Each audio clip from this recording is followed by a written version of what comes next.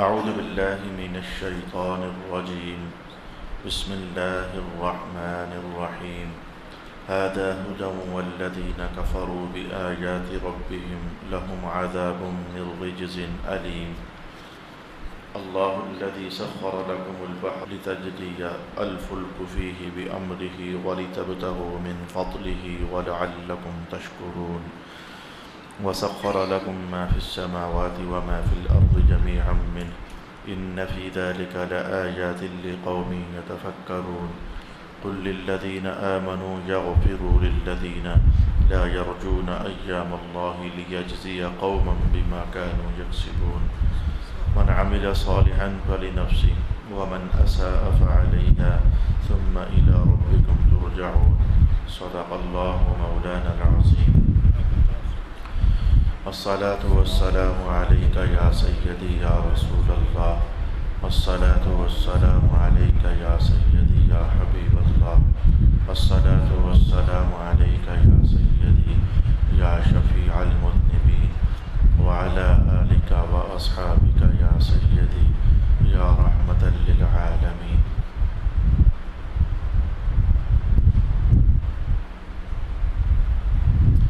یہ کتاب ہدایت ہے اور جن لوگوں نے اپنے رب کی آیتوں کا انکار کیا ہے ان کے لیے شدید دردناک عذاب ہے۔ اللہ ہی نے سمندر کو تمہارے لیے مسخر کر دیا، اس کے حکم سے اس میں کشتیاں چلتی ہیں تاکہ تم اس کے فضل کو تلاش کر سکو اور تاکہ تم شکر ادا کرو، اور جو کچھ آسمانوں میں ہے اور جو کچھ زمینوں میں ہے سب کو اس نے اپنی طرف سے تمہارے مطابق تابع فوائد کر دیا ہے۔ بے شک اس میں غور و فکر کرنے والے لوگوں کے لیے ضرور نشانیاں ہیں۔ آپ ایمان والوں سے کہہ دیجئے کہ وہ ان لوگوں سے درگزر کریں جو اللہ کے دنوں کی امید نہیں رکھتے، تاکہ اللہ ایک قوم کو اس کے کیے ہوئے کاموں کا بدلہ دے۔ جس شخص نے کوئی نیکی کی تو اس کا نفع اس کو ملے گا، اور جس شخص نے کوئی برائی کی تو اس کا وبال اسی پر ہوگا، پھر تم سب لوگ اللہ کی طرف لوٹائے جاؤ گے۔ صدق اللہ مولانا العظیم۔ اللہ رب العالمین کا فضل اور اس کا کرم شامل حال ہوا۔ آج ہم پھر ایک بار قرآن حکیم کی چند آیات بینات کی تلاوت سماعت کرنے کے بعد اس کے ہدایت کے سرچشمے سے اکتساب فیض کرنے کے لیے اللہ کے گھر میں اکٹھے ہوئے۔ اللہ کریم ہمارا سینہ روشن فرمائے، ہمارے ذہنوں کو اپنے نور کی آماج کا بنائے۔ قرآن حکیم کو سننے، سیکھنے اور سمجھنے کی برکات سے اللہ تعالیٰ مجھے اور آپ کو دونوں جہانوں کی سعادت مندی کا نور عطا فرمائے۔ قرآن حکیم نے آج جو پہلی بات اپنے حوالے سے آیات بینات میں ارشاد کی ہے وہ یہ ہے، ھذا ھدی، یہ قرآن جو ہے ہدایت ہے۔ ہدایت آپ جانتے ہیں، لفظ ہدایت کا کیا معنی ہوگا؟ لفظ ہدایت کا کیا معنی ہوگا؟ میں آپ کی خدمت میں عرض کر دیتا ہوں۔ اچانک یہاں بیٹھے بیٹھے اللہ کریم نے مجھے توجہ دے دی کہ ہدایت کیا ہے۔ لفظ بہت سنا ہوا ہے آپ لوگوں کا، قرآن ہدایت ہے، دین اسلام ہدایت ہے، سرکار دو عالم ہادی ہیں، ہدایت دینے والے ہیں۔ ہدایت ہے کیا؟ الف لام میم ذالک الکتاب لا ریب فیہ ھدی للمتقین، یہ قرآن ہدایت ہے۔ ہدایت ہے کیا چیز؟ لا الہ الا اللہ محمد رسول اللہ۔ بعض بات یہ بھی اللہ کی عنایات میں سے ہوتا ہے کہ نہ سوچی ہوئی بات جب اللہ تعالیٰ خود ہی اپنے فضل سے ذہن میں ڈال دیتا ہے تو آیت کی تفسیر سمجھنے میں اور سمجھانے میں ایک تازگی پیدا ہو جاتی ہے اور شادابی کا احساس وجود میں اتر آتا ہے۔ تو آئیے میں آپ کی خدمت میں بیان کرتا ہوں کہ ہدایت کیا ہوتی ہے۔ میں آپ کے سامنے یہاں بیٹھا ہوا ہوں، تو آپ میں سے کوئی صاحب گجر خان آئیں کسی اور علاقے سے اور شہر میں جب گاڑی سے اتریں اور پھر وہ میرے پاس آنا چاہیں اس مسجد میں، تو ایک بندے سے پوچھیں میں نے جامعہ مسجد زہرا میں جانا ہے، دوسرے بندے سے پوچھیں جامعہ مسجد زہرا میں جانا ہے، تو اب میرے پاس اس بندے کے آنے کے دو راستے ہیں۔ ایک تو یہ ہے کہ جس سے پوچھا جائے وہ کہے جی آپ ریلوے روڈ پر چلے جائیں، وہاں سے پھاٹک کے پاس سے آپ لیفٹ ہو جائیں، آپ پھر ریلوے اسٹیشن کے جو بلڈنگ ہے اس کے سامنے آپ کو مسجد نظر آ جائے گی، وہ دائیں مڑیں بائیں مڑیں سیدھے جائیں وہاں رکیں، یعنی کچھ اس طریقے سے وہ بیان کر دے۔ تو ایک یہ میرے پاس پہنچنے کا راستہ ہے۔ اور ایک پہنچنے کا راستہ یہ ہے کہ جس بندے سے بھی پوچھیں وہ کہیں جی چھوڑیں، کیا آپ کو ایڈریس بتاؤں، میں آپ کے ساتھ چلا جاتا ہوں اور وہاں پہنچا آتا ہوں۔ تو بھائی وہ کوئی بندہ بھی جس نے میرے پاس آنا ہے، اس نے کسی سے راستہ پوچھا، اس نے کہا چل میرے ساتھ، ہاتھ پکڑ کر چلتے مسجد کے دروازے پر لا چھوڑا، کہا یہ ہے وہ مسجد زہرا جہاں آپ جانا چاہتے تھے۔ تو ایک تھا کسی نے صرف بتو دیا، اور ایک یہ ہے کہ انگلی پکڑ کر کوئی منزل پر پہنچا گیا۔ انگلی پکڑ کر منزل پر پہنچانے کو ہدایت کہتے ہیں۔ رب کائنات نے کہا کہ قرآن ہدایت ہے، جو اس سے وابستہ ہوتا ہے بس شرط ہے کہ اس کے ساتھ جڑے رہو، قرآن حکیم کے ساتھ جڑے رہو۔ تمہاری منزل محمد مصطفیٰ ہے، قرآن تمہیں وہاں تک پہنچائے گا۔ تمہاری منزل اللہ تعالیٰ کی رضامندی ہے، قرآن تمہیں وہاں تک پہنچائے گا۔ تمہاری منزل اللہ تعالیٰ کی محبت ہے، قرآن تمہیں وہاں تک پہنچائے گا۔ تمہاری منزل آخرت کی کامیابی ہے، قرآن تمہیں وہاں تک پہنچائے گا۔ تمہاری منزل یہ ہے کہ ہم جنت میں داخل ہو جائیں، قرآن تمہیں وہاں تک پہنچائے گا۔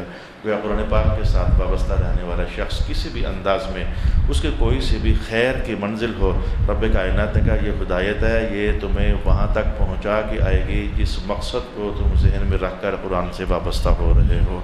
اس لیے پہلے ہی اس بات کا اعلان کر دیا گیا، ذالک الکتاب لا ریب فیہ ھدی للمتقین، تقوی کی دولت کے ساتھ اس قرآن کے ساتھ جڑے رہو، یہ تمہاری جو منزل بھی ہوگی خیر والی وہاں تک تمہیں پہنچانے والا ہے۔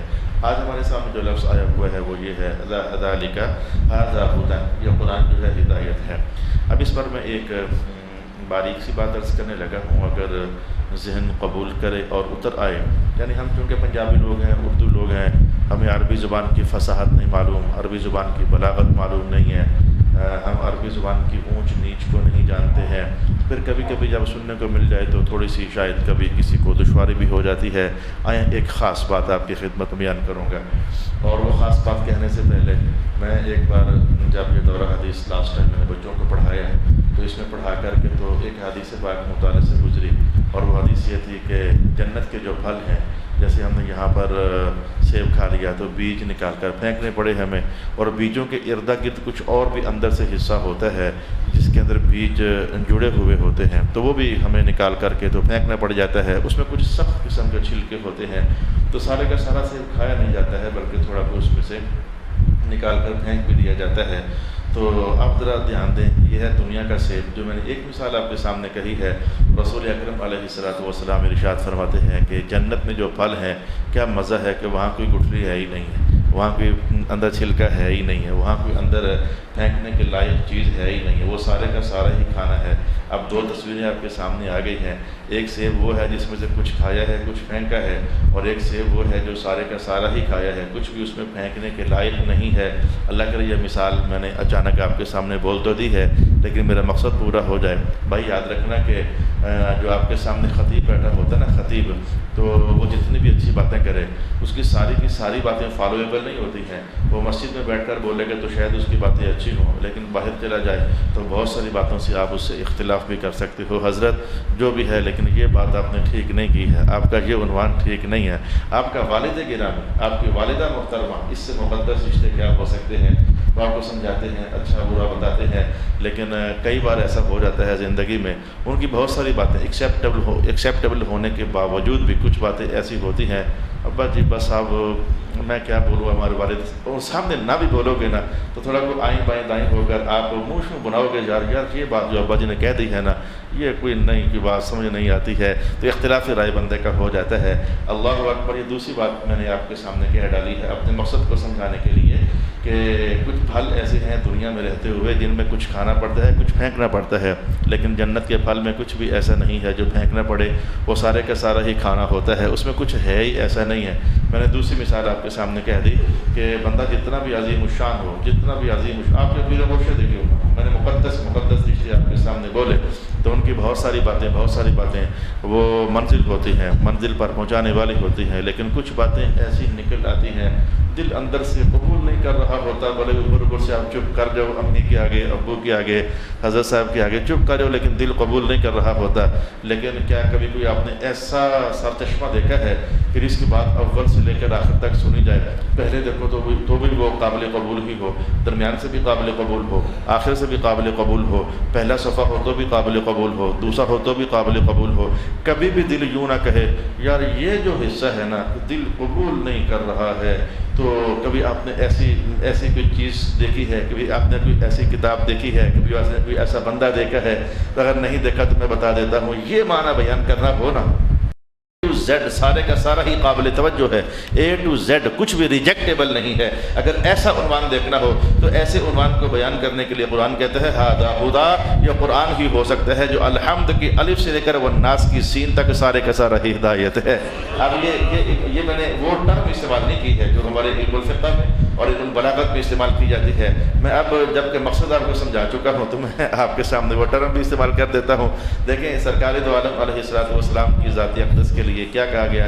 حضور ہادی ہیں۔ ہادی کا معنی ہوتا ہے ہدایت دینے والا، تو قرآن بھی ہادی ہے، لیکن قرآن ہادی ہونے کے باوجود رب کائنات نے کہا یہ خدا ہے۔ خدا یہ ہادی ہونا اور خدا ہونا میں فرق یہ ہوتا ہے کہ مجھے پھر کوئی کہانی ہی کہنی پڑے گی، مجھے کچھ کہنے کہنے کوئی وکیل صاحب ہو، کوئی جج صاحب ہو تو وہ عدل کریں، تو عدل کرنے میں کبھی کبھی ڈنڈی مار جائیں تو اسے کہتے ہیں یہ عادل ہے، کبھی کبھی ان سے خطا ہو جاتی ہے، اور اگر عدل کرنے میں وہ ایسا کمال فیصلہ کرتے ہو کہ کبھی بھی کسی کو اختلاف رائے نہ ہو، تو اب ان کو عربی زبان میں ھذا عادل نہیں کہا جاتا، کہا جاتا ہے ھذا عادل، یہ بندہ سراپا عدل ہے، اس میں کبھی بھی خطا نہیں ہوئی ہے، اس میں کبھی بھی امکان نہیں ہے، یعنی امکان وہ ہمارے مذہبی امکان نہیں، ماحول میں جو عرفی امکان ہوتا ہے۔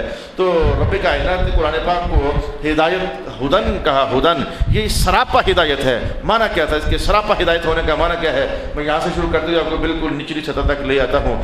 اس کے احکام پڑھو تمہیں منزل ملے گی، قرآن پاک کے نواہی پڑھو تمہیں منزل ملے گی، اس کے احکام پر عمل کرو تمہاری منزل تمہارے سامنے ہوگی۔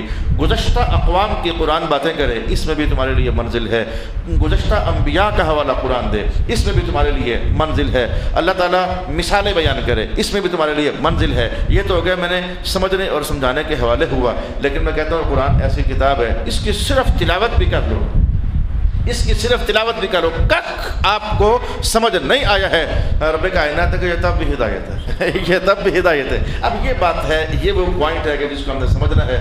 سمجھ آیا نہیں تو ہدایت کیا ہے؟ یہ صرف پڑھا ہے ہم نے، لفظ پڑھے ہیں تو سمجھ آیا نہیں تو ہدایت اس میں کیا ہے؟ ہدایت تو پھر جو معنی بھی آپ سمجھتے ہیں کچھ نہ کچھ تو معنی ہونا چاہیے۔ اس پر رسول پاک علیہ السلام نے یہ کلام ارشاد فرما دیا کہ جو کتاب اللہ نے مجھے عطا فرمائی قرآن، اس کی شانوں میں سے ایک شان یہ ہے کہ اگر تمہارے دلوں پر زنگ چڑھ چکا ہو، وہ اللہ رسول کی بات کی طرف متوجہ ہی نہ ہوتا ہو، برائی ہی برائی، گناہ ہی گناہ، گند ہی گند، تو کوئی اور ایسی شے اللہ نے دی نہیں ہے کہ جو تمہارے دلوں کا زنگ صاف کرے۔ اگر دلوں کا زنگ صاف کرنا ہے تو میرے قرآن کی تلاوت کرو، اللہ دلوں کا زنگ صاف فرما دیتا ہے۔ اب دلوں کا زنگ صاف ہونے کا معنی سمجھ آتی نہیں ہے کہ بندے کا سفر آسان ہو جاتا ہے اللہ کی طرف۔ دل جو صاف ہو گیا پھر اللہ کی بات بھی اچھی لگے گی، رسول اللہ کی بات بھی اچھی لگے گی، تو صرف تلاوت کرنا جو ہے اس کا، یہ بھی سینے کو جگمگا دیتا ہے، یہ بھی دلوں میں روشنیاں پیدا کر دیتا ہے، یہ بھی آخر بندے کی رغبت کسی ذات والا شان کی طرف مائل کر دیتا ہے۔ تو یہ مبالغہ اگر کسی مقصد کا بیان کرنا ہو تو اس مقصد کے لیے بھی لفظ خدن استعمال کرتے ہیں۔ رب کائنات نے کہا ھذا ھدن، یہ قرآن سراپا ہدایت ہے، بلکہ میں نے پڑھنے تک بات کہی ہے اور پڑھنے سے بھی کچھ نیچے آپ کو لے آؤں جو بندے پڑھنے بھی نہیں جانتے ہیں۔ اس مجلس کے اندر مجھے ایک بندہ نظر آ رہا ہے، میں اس کی طرف دیکھوں گا نہیں، لیکن وہ مخلص ہے، پیارا ہے، اچھا ہے، نیک ہے، لیکن وہ کہتا ہے بس میری زندگی ہار گئی اور مجھے قرآن پاک کے لفظ نہیں آتے ہیں، میں کیا کروں، میں بس درود و سلام پڑھتا رہتا ہوں، ذکر کرتا رہتا ہوں، جو ایک آدھ لائن ڈیڑھ لائن کی صورت مجھے یاد ہے میں پڑھتا رہتا ہوں، تو میں بس میری یہ قسمت ہے کہ یہاں آ کر بہت ٹوٹا ہوں، بکھرا ہوں، افسوس کاٹتا ہے اس کو، لیکن میں کہتا ہوں کہ وہ نہیں پڑھ سکتا۔ تو جناب حضرت عمر فرماتے ہوتے تھے جو پڑھ بھی نہیں سکتا اگر وہ قرآن کو صرف دیکھ ہی لے اللہ اسے بھی فیض ہدایت عطا فرما دیتا ہے۔ اس سے نیچے میں کیا آ سکتا ہوں؟ صرف دیکھنے سے نیچے میں کیا آ سکتا ہوں؟ اگر دور بیٹھا بھی اس کو دیکھ لے، یہ اللہ کا قرآن ہے، اس میں حضور کی باتیں ہیں، اللہ نے اس میں احکام نازل کیے ہیں، تو کسی مفتی کا فتویٰ نہیں ہے، کسی چھوٹی موٹی ذات کا فتویٰ نہیں ہے۔ خود جناب عمر فرماتے ہیں کہ اللہ اس کے دل کے اندر بھی ہدایت کی ایک کشش اور طلب جو ہے وہ پیدا فرما دیتا ہے۔ ھذا ھدن، یہ کتاب ہدایت ہے، والذین کفروا بآیات ربہم، اور جن لوگوں نے اپنے رب کی آیتوں کا انکار کیا ہے ان کے لیے شدید ترین عذاب ہے۔ یہ کافروں کی بات بیان کی جا رہی ہے، اللہ کا شکر ہے ہم تو اللہ کی آیات کا انکار کرنے والے نہیں ہیں، البتہ کہیں کہیں حکومتی سطح پر کچھ بدتمیزیاں سامنے آتی رہتی ہیں۔ گزشتہ زمانوں کے حکمرانوں سے کچھ ایسے غلیظ اقوال ان کے منہ سے نکلے ہیں کہ جس کے اندر آیات الہیہ کا انکار صاف صاف نہ صحیح لیکن سمجھ آتا تھا. جیسے کسی دور میں کسی حاکم نے جملہ بول دیا تھا کہ اب چوروں کے ہاتھ کاٹ کر میں اپنی قوم کے نوجوانوں کو لنڈا کر دوں اور ان کو میں اپاہج کر دوں اور لنجا کر دوں, تو آیات الہیہ کا انکار صاف صاف تو نہ کیا, لیکن میں کہتا ہوں کہ آپ سمجھ سکتے ہیں کہ اس جملے میں کتنی کوئی عزت افزائی ہے, کتنا کو قبول کرنا ہے قرآن حکیم کا, اور کتنا کو اس کے اندر اللہ تعالیٰ کی آیات کو دل میں اتارنے کا احساس ہے. تو اس ایسے جملے کہیں نہ کہیں حکومتی سطح پر جو ان کی اپنی ذاتی مجبوریاں ہوتی ہیں مفاد پرستی کی اور الیکشن جیتنے کی اور ہر بندہ ہمارا ہی ہے, اس ایسی آواز لگانے کی جو ان کی مجبوریاں ہوتی ہیں وہ ایک الگ بات ہے, لیکن وہ بھی اللہ جانے ان کا حساب ہونے والا ہے. کوئی حساب ہم نے تھوڑا لینا ہے, اللہ حساب لینے والا ہے. وہ کبھی دنیا اور آخرت دونوں میں لے لیتا ہے اور کبھی آخرت اس نے پھر رکھی ہی ہوئی ہے.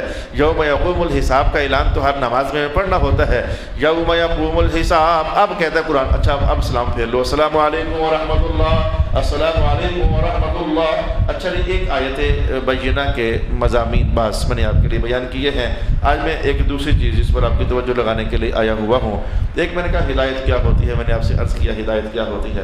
آج آپ کے سامنے میں اس آیت کا ایک لفظ ہے اسے کھولنے لگا ہوں کہ رب کائنات نے ایک بار نہیں قرآن حکیم میں جا بجا یہ بات ارشاد فرمائی ہے, وَسَخَّرَ لَكُم مَّا فِي السَّمَاوَاتِ وَمَا فِي الْأَرْضِ. سَخَّرَ لَكُم, اللہ نے مسخر کر دیا تمہارے لیے. یہ تسخیر کائنات ایک لفظ چلتا ہے, تسخیر کائنات. اگر یہ چلے والے بابے ہوتے ہیں کہ ہاں تسخیر حمزات بھی ایک لفظ چلتا ہے, اس نے اپنے حمزات کو مسخر کر لیا ہے. وہ پھر کیا ہوتا ہے, وہ تو چلو اس وقت اس کو تو دفع ہی کرتے ہیں, وہ تسخیر حمزات کیا ہوتا ہے. تو فی الحال ہم یہ بات کرتے ہیں کہ رب کائنات ہے کہ آسمان مسخر تمہارے لیے, زمین مسخر تمہارے لیے. زمین و آسمان کے درمیان جو کچھ بھی ہے یہ مسخر تمہارے لیے. یہ مسخر ہونے کا معنی کیا ہوگا؟ یہ مسخر ہونے کا معنی کیا قادر ہونا ہے؟ کیا مسخر ہونے کا معنی ہے کہ ہر وقت ہر چیز کو کھلونے کی طرح ہم ہاتھوں میں گھماتے پھراتے رہیں؟ تو یہ تسخیر ہے. تسخیر ہے کیا؟ اتنا عمدہ معنی بیان کیا ائمہ تفسیر نے کہ سبحان اللہ و بحمدہ سبحان اللہ العظیم, سبحان اللہ و بحمدہ سبحان اللہ العظیم. اچھا تو بھائی یہ تسخیر کیا ہوتی ہے؟ ائمہ تفسیر نے کہا کہ دیکھو اس وقت ہمارے سامنے پنکھے چل رہے ہیں تو آپ کو سمجھ آ رہی ہے کہ اس کا ایک فائدہ حاصل ہو رہا ہے. ابھی اس وقت جو لائٹ چلی جائے تو ہونے کے باوجود پنکھے چلیں گے نہیں تو ہوا تو پھر نہیں آئے گی, گرمی تو پھر ہمیں لگے گی. بندے کے پاس پانی پڑا ہوا ہو لیکن اس میں ہلکا سا گند مند آ جائے تو ہونے کے باوجود پانی ہم پی کر اس سے فائدہ تو حاصل نہیں کر سکیں گے, اور صاف شفاف پانی ہو, ٹھنڈا بھی ہو, میٹھا بھی ہو تو پئیں گے بھی تو اس سے فائدہ بھی حاصل کریں گے. تو کسی بھی شے کے ہونے کا مقصد یہ ہوتا ہے کہ اس سے فائدہ حاصل کیا جائے. کپڑے ہیں تو ان کا فائدہ الگ ہے, جوتے ہیں تو ان کا فائدہ الگ ہے. یہ چند دن پہلے ابھی مسجد کے کسی کام کے سلسلے میں ہم ایبٹ آباد کی طرف گئے ہوئے تھے. مسجد کی انتظامیہ کے احباب مجھے بھی ساتھ لے گئے تو ہم نے وضو خانے تک پہنچنے کے لیے ہمیں ننگا چلنا تھا, پاؤں جوتا اتار کر. تو درمیان میں فرش اتنا تپا ہوا تھا کہ ہم تین میں سے ایک بندہ اچھل کر چل رہا تھا. میں نے کہا یہ تجھے کیا ہوا؟ کہنے لگا پاؤں سڑ رہے ہیں نیچے سے. اب میں کہتا ہوں کہ جوتے پھر سمجھ آئے نا, جب زمین گرم ہو اور اس پر چلنا پڑ جائے ننگے پاؤں تو پھر بندے کو سمجھ آتی ہو جوتوں کا ہونا تو بڑا فائدہ مند عنوان ہے. اس کے میں نے بطور بس آیت سے ہمیں آگے میں نے کہا بھائی یہ تو ہلکا پھلکا کام ہے کہ پاؤں زمین پر ٹک نہیں رہے ہیں. قرآن حکیم کہتا ہے قُلْ نَارُ جَهَنَّمَ أَشَدُّ حَرًّا, جو ادھر کی گرمیاں ہیں وہ تو بہت زیادہ ہیں. اچھا تو میں نے کہا کسی بھی شے کے ہونے کا ایک فائدہ دینا یہ ایک مقصد ہے. پھر ہر شے کا فائدہ الگ ہے. آسمان ہے تو ان کے فائدے الگ ہیں, زمین ہے تو اس کے فائدے الگ ہیں, سورج ہے تو اس کے فائدے الگ ہیں, اور چاند ہے تو اس کے فائدے الگ ہیں, ستارے ہیں تو ان کے فائدے الگ ہیں, دریا ہے تو ان کے فائدے الگ ہیں, دریاؤں کے اندر مچھلیاں ہیں تو ان کے فائدے الگ ہیں, بکریوں بھیڑوں کے فائدے الگ ہیں. ہر شے کا فائدہ مند ہونا. میں بار بار آپ کی توجہ ادھر لگا رہا ہوں. اب چاہو تو لفظ بدل کر آپ یہ کہہ لو اور چاہو تو لفظ بدل کر آپ یہ کہہ لو, چاہو تو یہ بول لو. یہ سب کچھ اللہ نے مسخر کر دیا ہے. اب لفظ بدلنے جا رہا ہوں. چاہو تو یہ کہہ لو, بات ایک ہی ہے.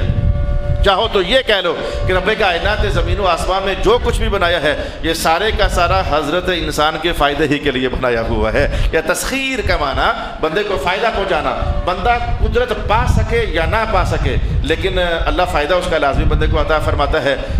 جملہ میرا آپ نے شاید توجہ نہیں کیا ہے. ہم قدرت پا سکے یا نہ پا سکیں, سورج پر ہماری دست رست نہیں ہے, ہمارے قابو میں نہیں ہے, لیکن اللہ فائدہ تو ہمیں دے ہی رہا ہے. اس سمندر کی تباہ سامانیہ پیدا کرنے والی موجوں پر ہماری قدرت نہیں ہے، لیکن سمندر کے ہونے سے اللہ فائدہ تو ہمیں دے ہی رہا ہے۔ ویسے تو چڑیائیں شاید کبھی ہمارے قابو میں نہ آ سکیں، لیکن کچھ اللہ تعالیٰ نے ایسے ہتھیار ہمیں دے دیے ہیں، ان وحشی پرندوں اور وحشی جانوروں کو ہم زیر کمند لا کر کے تو ان سے فائدے حاصل تو کر سکتے ہی ہیں۔ مجھے آپ بتا سکتے ہیں تو بتا دیں، یہ پہاڑوں کے اندر معدنیات جو رب کائنات سے چھپا دی ہیں، فائدہ کون اٹھا رہا ہے؟ حضرت انسان ہی تو اٹھا رہا ہے۔ سمندر کی تہوں میں جا کر کے موتی نکال کر کے فائدہ کون کما رہا ہے؟ حضرت انسان ہی تو کما رہا ہے۔ میں کہتا ہوں کچھ فائدے تو ایسے ہیں جو ابھی تک ہمارے علم میں آ سکے، اور کچھ فائدے ایسے ہیں جو ابھی تک ہمارے علم میں آ نہیں سکے ہیں۔ آئندہ آنے والے زمانوں میں اللہ ان کے فائدے ظاہر فرمائے گا۔ آج سے 1000 سال پہلے چلے جاؤ تو سورج کی شعاؤں سے بجلی پیدا ہو سکتی ہے۔ کبھی سوچا تھا کسی نے کیا پانی سے بجلی پیدا ہو سکتی ہے؟ کبھی سوچا تھا کسی نے ہواؤں کے اندر اڑا جا سکتا ہے؟ کیا 1000 سال پہلے کبھی سوچا تھا کسی نے؟ اور سمندر کے اندر گھنٹوں بھر بھی بندہ رہ سکتا ہے ماسک پہن کر، آکسیجن ساتھ لے جا کر کے، کیا کبھی سوچا تھا کسی نے؟ میں نے کوئی تصویر کائنات کی بات بتانا چاہیے، بندہ بیٹھا شرق میں ہو اور نیٹ کے ذریعے وہ مغرب کے پار کی باتیں بھی جان رہا ہو، بیٹھے وہ یہاں تو آسمان میں بارش نچڑے گی آج یا نہیں نچڑے گی؟ کیا کبھی کسی نے سوچا تھا کہ ہمیں یہ علم میں آ سکتا ہے؟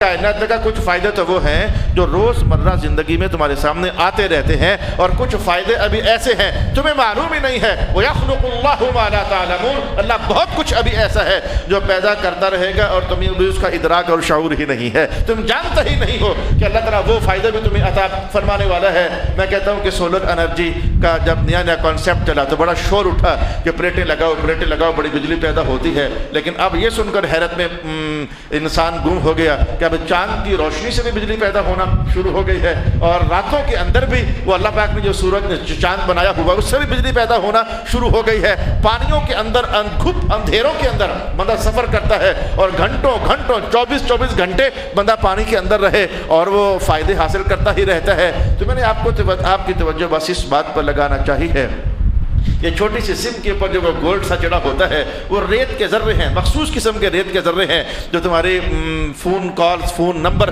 اپنے اندر سیو کر لیتے ہیں۔ اور اگر ریگستان نہ ہوتا، صحرا نہ ہوتا تو شاید کوئی اور فارم ہوتی، لیکن پھر سم کی فارم یہ نہ ہوتی جو آج ہمارے پاس ہے۔ وائرلیس فون جب نئے شروع ہوئے تو بندہ حیرت میں تھا، یار یہ میں کہ جب تار والے تھے تو تب بھی حیرت تو تھی، میں یہاں ہوں دوسرا لاہور ہے، یہ بات ایک دم سے پہنچتی کیسے ہے، آواز جاتی کیسے ہے، یہ حیرت ابھی ختم نہ ہوئی، اور وائر بھی ختم ہو گئی، اور درمیان سے میں کہتا ہوں کہ وہ تاریں بھی ختم ہو گئی۔ آپ بندہ بیٹھ کر یہاں انگلینڈ بات کرے، میں کہتا ہوں آسٹریلیا بات کرے، ابھی یہ حیرت ختم نہ ہوئی تھی کہ پھر ایسا بھی شروع ہو گیا کہ وہ مجھے دیکھ رہا ہے، میں اسے دیکھ رہا ہوں۔ یہ سارے فائدے جو حاصل کر رہے ہو یہ کبھی تم نے سوچا نہیں ہے، قرآن نے بول دیا ہوا ہے سخر لکم ما فی السماوات و ما فی الارض، جو فائدہ جہاں سے تمہیں حاصل ہو رہا ہے یہ اللہ تعالیٰ نے سب کچھ تمہارے فائدے کے لیے بنا دیا ہوا ہے۔ اور کائنات اتنے فائدے، اے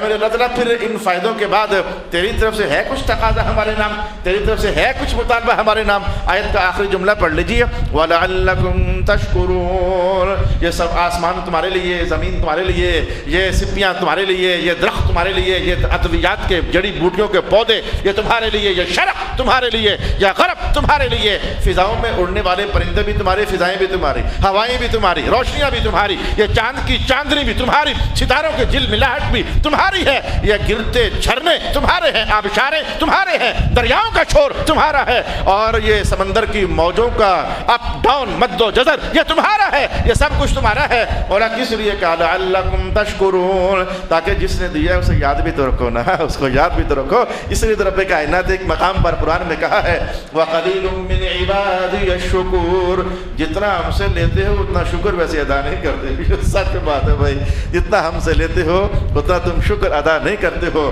اور میں جب بھی یہ آیت میرے ذہن میں آتی ہے ہلکا سا احساس بتانے کے لیے دستک دے دیتا ہوتا ہوں۔ آپ زیادہ سے زیادہ کیا کرتے ہو؟ کھانا کھا لیا الحمدللہ بول دیا، پانی پی لیا الحمدللہ بول دیا۔ مجھے بتاؤ سردی میں جب دھوپ ملی تھی الحمدللہ بولا تھا؟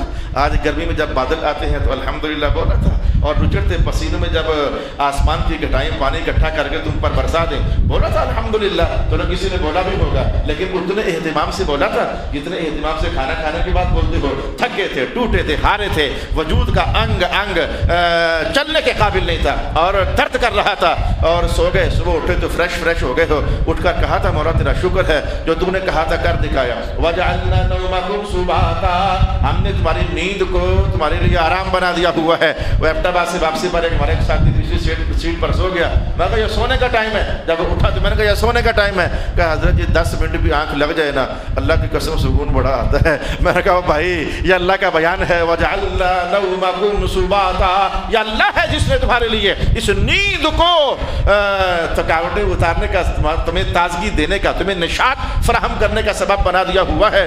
وَلَعَلَّكُمْ تَشْكُرُونَ، حضرت سعدی نے ایک مقام پر کہا ہے یہ آفتاب، یہ مہتاب، یہ چڑیاں، یہ چرند پرند، یہ سب اللہ نے تیرے لیے کر دیے تاکہ تو روٹی ہاتھ میں لائے اور غفلت کے ساتھ نہ کھا جائے۔ اس نوالے کے پیچھے تمہیں جاننا چاہیے کہ اللہ کی کتنی نعمتیں کار فرما رہی ہے۔ یہ نوالا ایسے نہیں بنتا ہے، اس کو پکانے میں کہیں سورج بھی ہے، اس کے پیچھے کہیں چاند کی روشنیاں بھی ہیں ذائقہ بھرنے کے لیے، اس کو گوندنے کے لیے آٹا کبھی پانی بھی ہے، زمین کی بورنگ بھی نعمت تمہارے لیے اس میں ہے، کہیں توا بھی گرم ہوا تھا، کہیں آگ بھی جلی تھی، کہیں ماچس بھی بنی تھی۔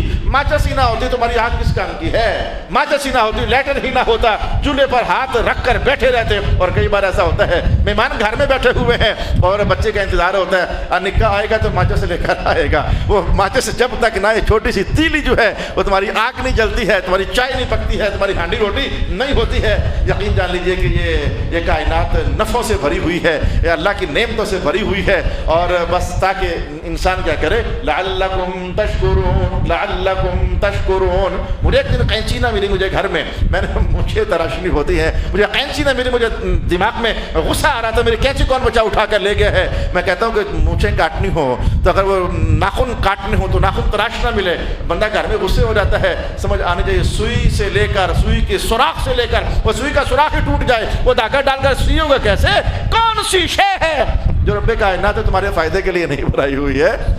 وَسَخَّرَ لَكُمْ وَسَخَّرَ لَكُمْ مَا فِي السَّمَاوَاتِ وَالْأَرْضِ۔ آپ کا تو شاید یہ ٹرینڈ نہیں ہے، لیکن ہمارے پاکستان میں کچھ علاقے ہیں جہاں کندھے پر ایک کپڑا رکھا جاتا ہے اور وہ کپڑا بڑی چادر ٹائپ ہوتا ہے، اور آپ کہتے ہو یا کیا اسے بوجھ اٹھایا ہوا ہے، لیکن یہ تو ذرا اس سے پوچھو کہ کبھی کسی صحرائی سفر میں ہو، جنگل کے سفر میں ہو، اور اسے اپنے وجود کی کچھ حاجتیں پوری کرنی پڑ جائیں اور کوئی آڑ نہ ملے، کوئی اولا نہ ملے، کوئی جگہ نہ ملے، پھر اس چادر کو اوڑھ کر کے بندہ بیٹھ کر کے تو انتہائی عزت اور آبرو اور وقار کے ساتھ اپنے وجود کی حاجتیں پوری کرے، تو پھر اس وقت سمجھ آتی ہے او یہ جو کپڑا ہے یہ بھی اللہ رب العالمین نے بڑی یہ نعمت بنائی ہوئی ہے۔ میں کہتا ہوں میں گننے پہ آؤں تو کون سی گنوں، مجبوری ہے، زبان گونگی ہے، عقل چپ رہ جاتی ہے۔ قرآن نے تو کب کا بول دیا ہوا تھا وَإِن تَعُدُّوا نِعْمَةَ اللَّهِ لَا تُحْصُوهَا، گنو کہاں تک جاؤ گے؟ ایک وقت ایسا آئے گا تمہارا دماغ آگے سوچنا چھوڑ دے گا اور اللہ کی نعمتیں پھر بھی باقی ہوں گی، تم ان کا شمار نہیں کر سکتے ہو۔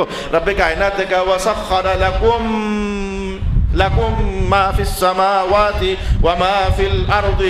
یا اللہ یا اللہ یا اللہ، میں الفاظ کے زور پر توجہ ہوئی ہے تو حیرت میں آ گیا ہوں۔ اتنا ہی کافی تھا، جو کچھ بھی آسمان میں ہے سارا تمہارے فائدے کے لیے ہے۔ رب کائنات اس پر اتنا ہی نہ کہا جمیعا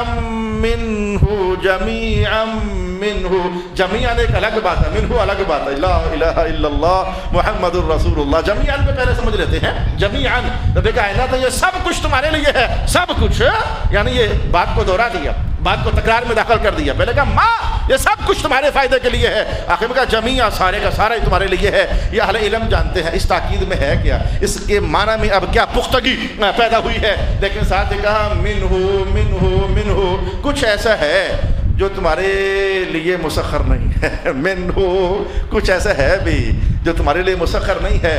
کبھی آپ نے فرشتوں کو قابو کیا؟ وہ تمہارے لیے مسخر نہیں ہے، وہ اللہ کے حکم کے پابند ہیں۔ کبھی تم نے جنات کو قابو کیا؟ وہ تمہارے لیے مسخر نہیں ہے، وہ اللہ کے حکم کے پابند ہیں۔ کچھ باتیں ایسی ہیں بھی رب کائنات نے کہا ہم نے بہت کچھ سب کچھ تمہیں دے دیا، لیکن کچھ ایسا رکھا ہوا ہے جو اب بھی تمہاری دست رس میں نہیں ہے۔ سائنس لگی ہوئی ہے، زور لگ رہے ہیں، ٹیکنالوجی لگی ہوئی ہے، زور لگ رہے ہیں، سائنٹسٹ لگے ہوئے ہیں، زور لگا رہے ہیں، ابھی تک بہت کچھ ہے۔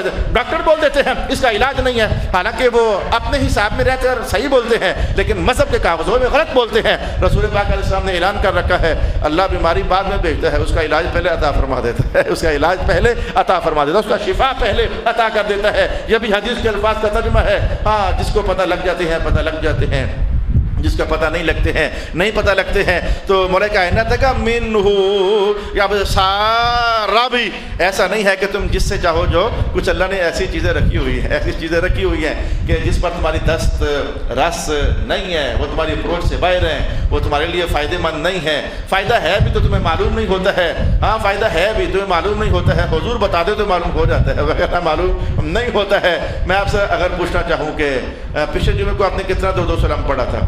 دماغ گھومتا رہتا ہے تو بعض اوقات اچھا ہی گھوم جاتا ہے۔ آپ کو کہ پڑھا تھا لیکن یاد نہیں ہے۔ میں جو کہوں کہ آؤ جتنا درود و سلام پڑھا تھا آؤ مجھ سے انعام لے لو، ہر 100 پر انعام لے لو۔ آپ کو انعام لے تو لیں، لیکن پڑھا بھی تھا پر پتہ نہیں کتنا پڑھا ہے، پریشانی بن گئی نا۔ کچھ آپ نے خیر کیا ہے لیکن تمہارے علم میں نہیں ہے کتنا۔ اچھا، پچھلے سال آپ نے کتنے قرآن پاک ختم کیے تھے؟ حالانکہ روزانہ پڑھنے والے بھی روزانہ قرآن پڑھتے ہیں، لیکن وہ بتا نہیں سک رہے کہ میں نے پچھلے سال کتنے قرآن ختم کیے تھے، اور پچھلے سال تم نے کتنا اللہ کا ذکر کیا تھا۔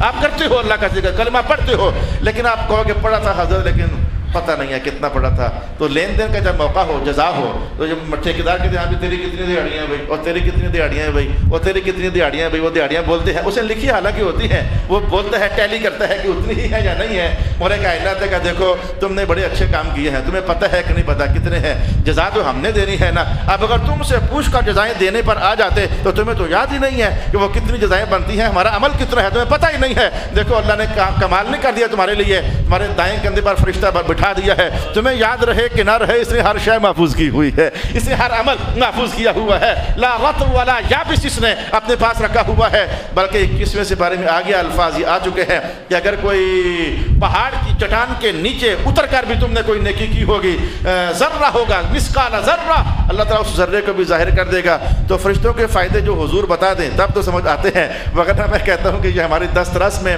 نہیں ہے۔ بس بھائی زندگی ختم ہوئی اور کاغذ تمام ہوا اور اللہ کی شان باقی ہیں۔ میں یہ کہنا چاہوں گا، آج میں نے احساس بتانا چاہا کہ تسخیر کائنات ہے کیا، رب کائنات ہر شے۔ ابھی میں وجود میں تو اتنا ہی نہیں ہوں، ہمارے وجود میں کیا کچھ چل رہا ہے، کتنی فیکٹریاں ہمارے وجود میں لگی ہوئی ہیں، 1 نہیں 2 نہیں 3 نہیں 4 نہیں 5 نہیں 10 نہیں، ہمارے وجود میں کتنی آٹومیٹک فیکٹریاں لگی ہوئی ہیں، اور ہر فیکٹری اپنی پروڈکشن تیار کیے ہی جا رہی ہے، تیار کیے ہی جا رہی ہے۔ بس اسی پر ہمیں ختم کرنا ہے۔ وَإِن تَعُدُّوا نِعْمَةَ اللَّهِ لَا تُحْصُوهَا، اگر تم اللہ کی نعمتوں کو شمار کرنا چاہو گے تو شمار نہیں کر سکتے ہو۔ إِنَّ فِي ذَلِكَ لَآيَاتٍ لِقَوْمٍ يَتَفَكَّرُونَ۔ اتنا بتا دیتا ہوں کہ یہ آج میں نے جو کیا ابھی آپ کے سامنے کیا، حالانکہ اتنا ترجمہ کافی تھا کہ اللہ نے تمہارے لیے فائدہ مند بنا دیا، لیکن میں نے کہا نہیں، غور و فکر کرتے ہیں۔ یہ غور و فکر میں نے کیا، کبھی آپ کو آسمان پر لے گیا، کبھی زمین پر، کبھی شرق میں، کبھی سمندروں میں، کبھی دریاؤں میں، اور کبھی کہاں لے گیا۔ اس کا نام ہے غور و فکر کرنا، اور یہ اللہ کا حکم ہے، اور آیت ختم یہاں ہو رہی ہے، ان فی ذلک لآیات لقوم یتفکرون۔ وہ جو فکر کرنے والے ہیں اللہ کی تخلیق میں، اللہ کی کاریگری میں جو فکر کرنے والے ہیں، اس میں ان کے لیے بڑی نشانیاں ہیں۔ رسول پاک علیہ الصلوۃ والسلام اس پر خوش ہوئے، اور خوش ہو کر کے آپ نے فرمایا کہ جو بندہ ایک لحظہ، میں اور آپ ابھی یہاں مسلسل 20 منٹ سے یا آدھے گھنٹے سے اللہ کی مصنوعات میں غور و فکر کر رہے ہیں، یہ آدھا گھنٹہ ہے، گھنٹہ نہیں، 1 سیکنڈ، 1 ساعت، 1 لحظہ بھر، رسول پاک علیہ السلام فرماتے ہیں کہ جو بندہ اللہ کی مخلوقات میں، اللہ کی تیار کردہ نعمتوں میں 1 لحظہ بھی غور و فکر کرتا ہے، تو ایک پاسے وہ ساری رات عبادت کر کے جو کمائے گا، اللہ کی نعمتوں میں غور و فکر کر کے تو پہنچ جانا یہاں مولا تیرا شکر ہے۔ یہ جو غور و فکر 1 لحظہ بھر کا ہے، یہ رات بھر کی عبادت سے بھی تمہیں زیادہ اجر اللہ سے دلا دیتا ہے. اللہ کی نعمتوں میں غور و فکر کرتے رہنا یہ بہت بہت بہت کمال ہے. رسول پاک علیہ الصلوۃ والسلام نے کہا جنت میں غور و فکر کیا کرو. یہ حدیث کے الفاظ ہیں. جنت میں نعمتوں میں غور و فکر کیا کرو. دوزخ کے عذابوں کے اندر غور و فکر کیا کرو. اس میں بھی تمہاری طبیعت. ہر انسان اپنا جب نقصان دیکھتا ہے تو پلٹ کر پھر فائدے کی طرف آنا چاہتا ہے. اس میں غور و فکر کیا کرو. پھر حضور یہ بھی فرماتے ہوتے تھے دھیان رکھنا مخلوق میں غور و فکر کرنا, خالق میں نہ کرنا. اللہ اکبر. کسی اور دن پھر انشاءاللہ اس حدیث کو ہم جانیں گے. مخلوق میں غور و فکر کرنا اور مخلوق میں غور و فکر خالق تک پہنچا دے بس کافی ہے. آگے خالق میں غور و فکر نہیں کرنا. یہ حدیث اس وقت میں کہتا ہوں کہ چلیں میرے اوپر قرض ہے, کسی اور دن میں ہم اسے انشاءاللہ اور سمجھیں گے کیوں خالق میں غور و فکر نہیں کرنا, مخلوق میں غور و فکر کرنا. یہ قرض باقی رہا, کسی اور دن ہم جانیں گے. وہ آخر دعوانا الحمدللہ رب العالمین.